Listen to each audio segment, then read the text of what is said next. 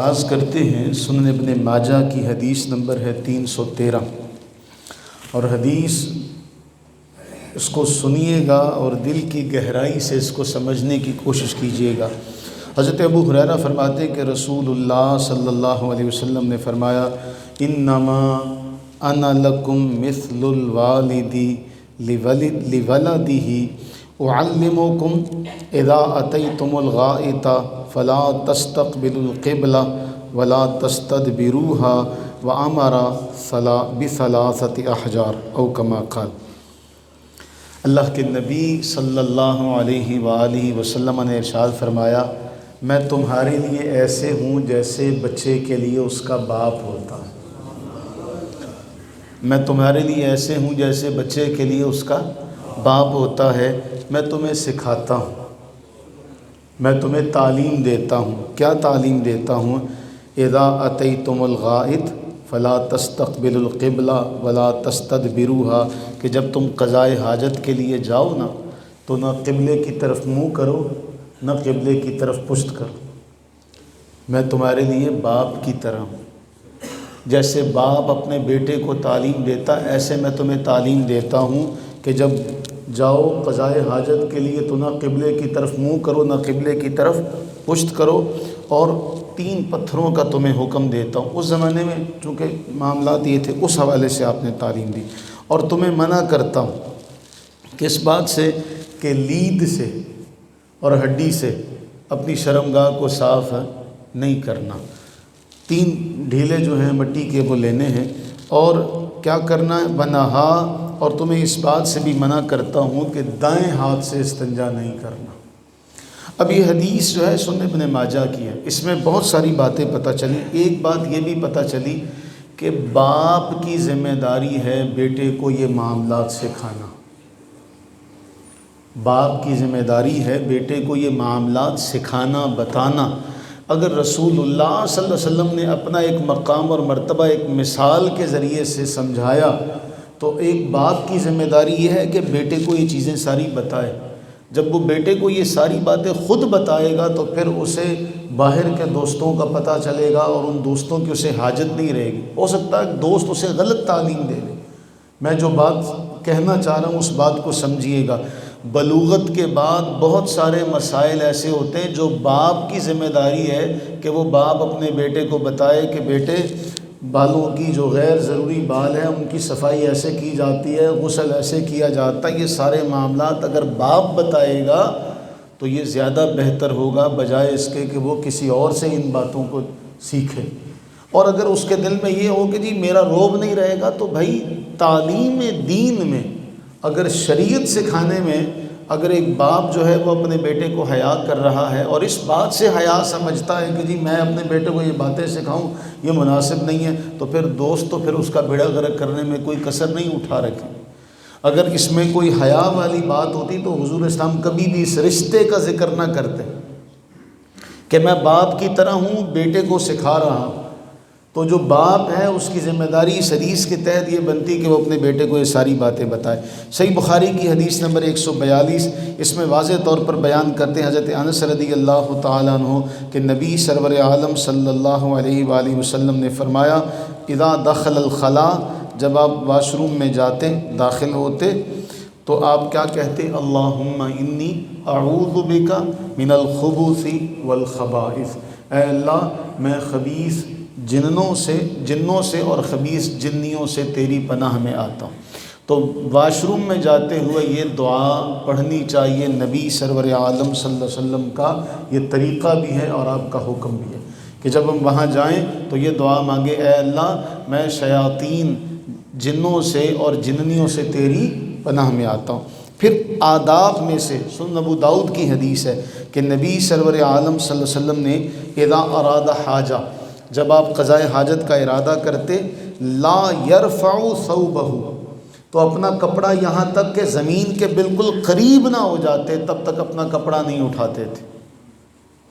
یعنی وہاں بھی ایک حیا کا ایک مادہ ہے، ایک حیا کی تعلیم ہے کہ جب تک نیچے نہ بیٹھ جاتے تب تک اپنا کپڑا اپنی شرمگاہ ظاہر نہیں کرتے تھے۔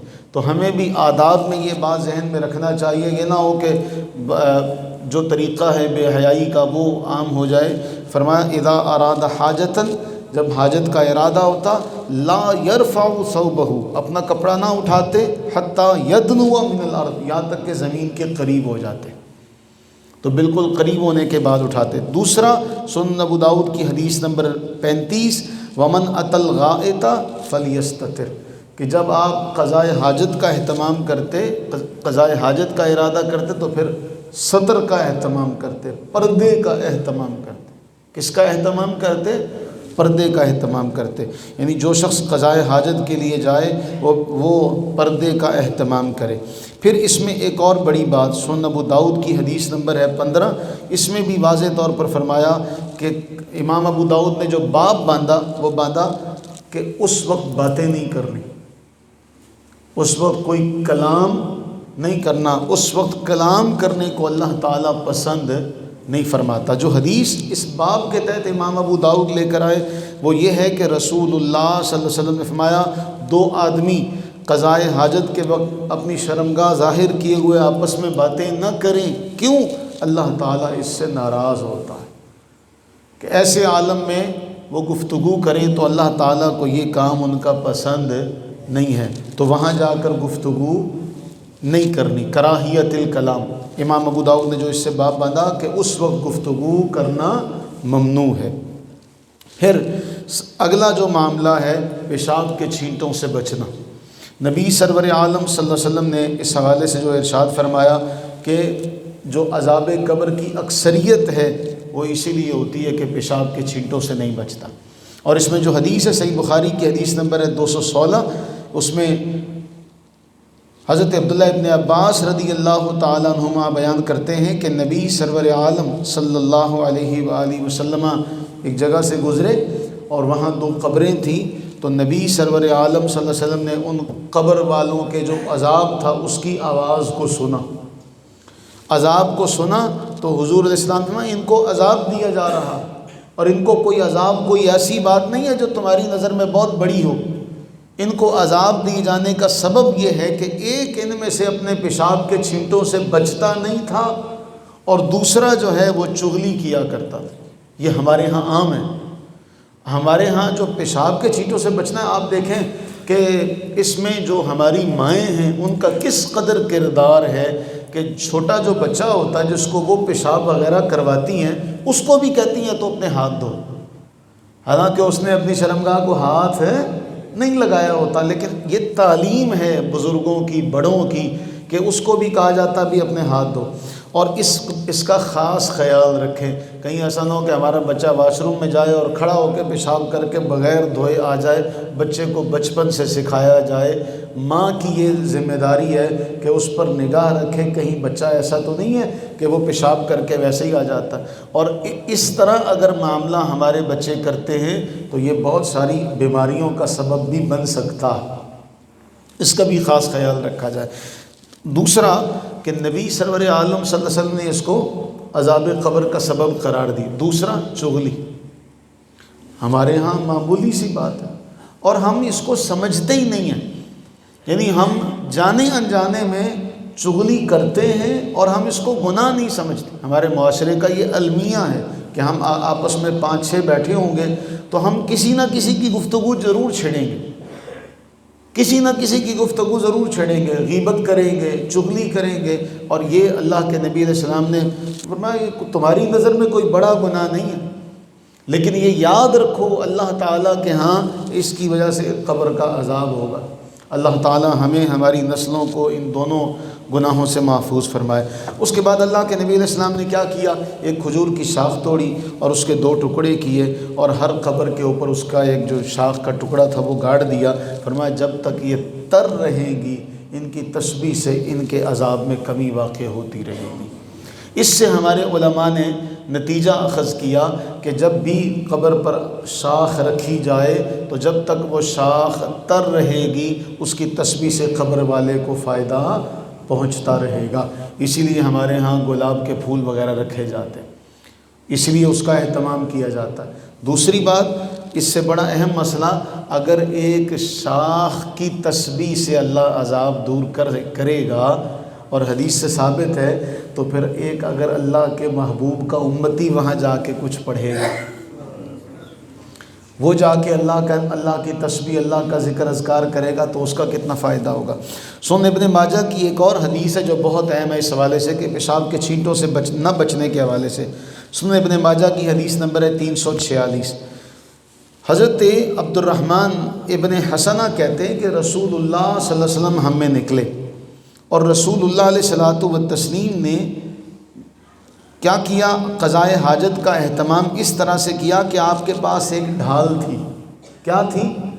آپ نے اس کا سطر کیا اور ڈھال کے پیچھے آپ نے قضائے حاجت کی۔ تو جب آپ نے یہ کام کیا تو وہاں جو بیٹھے لوگ تھے وہ کہنے لگے، کیونکہ زمانہ اس دور کے جو لوگ تھے وہ تو اس بات سے واقف نہیں تھے، کیونکہ ان کے ہاں تو یہ چیزیں عام تھیں، تو ان میں سے بعض نے کہا دیکھو یہ تو عورتوں کی طرح چھپ کے یہ کام کرتے ہیں۔ اللہ کے نبی سرور عالم صلی اللہ علیہ وسلم میں ہائے افسوس، تم پر افسوس، تم نہیں جانتے اس بات کو، ما اصاب صاحب بنی اسرائیل کانوا اذا اصابهم البول قردوه بالمقارید فنہاہم عن ذلک فعذب فی قبرہ، کہ بنی اسرائیل کے ساتھ اگر یہ معاملہ ہوتا تو وہ اس کو کینچی سے کاٹ دیتے تھے۔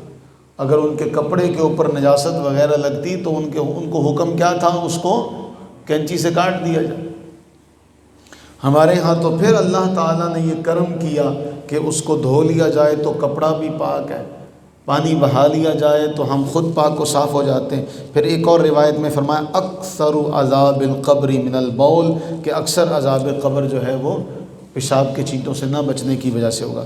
پھر دائیں ہاتھ سے استنجا کرنا، اگر اللہ تعالیٰ اپنی رحمت کا صدقہ ہمیں ہماری نسلوں کو ہر قسم کی معذوری سے سلامت رکھے، عفو و عافیت نصیب فرمائے، اس کو اللہ نے یہ دونوں ہاتھ دیے ہیں، یہ حکم اس کے لیے ہے۔ جس کا نہیں ہے وہ تو معذور ہے، وہ تو بائیں ہاتھ سے کرے گا یا وہ دائیں ہاتھ سے کرے گا۔ جس کے دونوں ہاتھ ہیں اس کے لیے فرمایا دائیں ہاتھ سے وہ استنجا نہیں کرے گا۔ اور جو یہاں حدیث ہے بڑی مشہور حدیث ہے سنن ابو داؤد کی، اور جب یہ سنتے ہیں ایمان تازہ ہوتا ہے، ایک سرور آتا ہے۔ حضرت سلمان فارسی رضی اللہ تعالیٰ عنہ سے کسی نے کہا اور تنزن کہا لقد علمکم نبیکم کل شیء، کہ تمہیں تو تمہارے نبی نے سب کچھ سکھایا، یہاں تک کہ تمہیں تو تمہارے نبی نے قضائے حاجت کا طریقہ بھی بتایا ہے۔ اس جملے کو اگر آپ عامیانہ انداز میں کہیں گے تو آپ کو سمجھ آ جائے گی کہ کہنے والے نے کیا جملہ کہا تھا، کہ لقد علمکم نبیکم کل شیء، تمہیں تمہارے نبی نے سب سکھایا، یہاں تک کہ وہ کرنا بھی سکھایا۔ تنزن یہ بات کہی، حضرت سلمان فارسی رضی اللہ تعالیٰ عنہ نے فخریہ کہا ہاں ہمیں اس بات پر فخر ہے کہ ہمیں ہمارے نبی سرور عالم صلی اللہ علیہ وسلم نے یہ سب سکھایا، اور حضور علیہ السلام نے یہ بھی بتایا کہ جب جاؤ تو نہ اس کی طرف پشت کرو نہ اس کی طرف چہرہ کرو، قبلے کی طرف نہ قبلے کی طرف چہرہ کرو نہ قبلے کی طرف پشت کرو، اپنے دائیں ہاتھ سے شرمگاہ نہ صاف کرو۔ اور ہمیں یہ بھی منع کیا کہ کم سے کم 3 پتھر ہم نے استعمال کرنے ہیں، اور ہمیں گوبر سے ہڈی سے استنجا کرنے سے بھی منع فرمایا۔ تمہیں اس پر آر آتا ہے، ہم اس پہ فخر کرتے ہیں۔ تو اللہ سے یہ دعا بھی کریں اور اللہ کا شکر بھی اس بات پہ ادا کریں کہ ہم کتنے خوش قسمت ہیں کہ ہمیں ہمارے نبی علیہ السلام نے یہ کچھ بھی سکھایا۔ جاتے ہوئے اللہم انی اعوذ بک من الخبث والخبائث، اور جب واش روم سے نکلیں گے تو پھر غفرانک، ایک روایت میں صرف یہ جملہ ہے اور دوسری روایت میں یہ ہے غفرانک الحمدللہ الذی اذهب عنی الاذی وعافانی، اے باری تعالیٰ میں تجھ سے بخشش کا طالب ہوں، تمام تعریفیں تیرے لیے ہیں جس نے مجھ سے یہ اذیت والی شے دور کر دی اور مجھے عافیت عطا فرمائی۔ یہ نہ دور ہو تو کتنی بڑی اذیت ہے، پیشاب میں رکاوٹ آ جائے تو کتنی بڑی تکلیف کا سامان ہوتا ہے، کوئی اس کو محسوس کرے کہ یہ تکلیف کتنی بڑی ہے۔ آپ اللہ سے یہ دعا کرتے ہیں یا اللہ تیرا شکر ہے تو نے یہ اذیت والی شے مجھ سے دور کر دی۔ ایک فلسفہ سمجھنے کی کوشش کیجئے گا، نبی صلی اللہ علیہ وسلم نے ہر موقع پر امت کو اللہ سے جوڑا ہے، ہر موقع پر اللہ کے نبی علیہ السلام نے امت کو کس سے جوڑا؟ اللہ سے جوڑا کہ ہر موقع پر اللہ سے مانگو، کہیں اللہ سے پناہ مانگو، کہیں اللہ کا شکر ادا کرو، کہیں اللہ کی تعریف و توصیف کرو، کہیں اللہ سے استغفار کرو۔ اللہ سے یہ دعا کریں کہ اللہ تعالی ہمیں ہر لمحہ لحظہ وہ جو اللہ کے نبی علیہ السلام نے جوڑا تھا، اللہ تعالی ہمیں اپنی ذات سے جوڑے رکھے اور ہمیں کثرت ذکر کی توفیق عطا فرمائے۔ آمین ثم آمین۔ اللہم صلی علی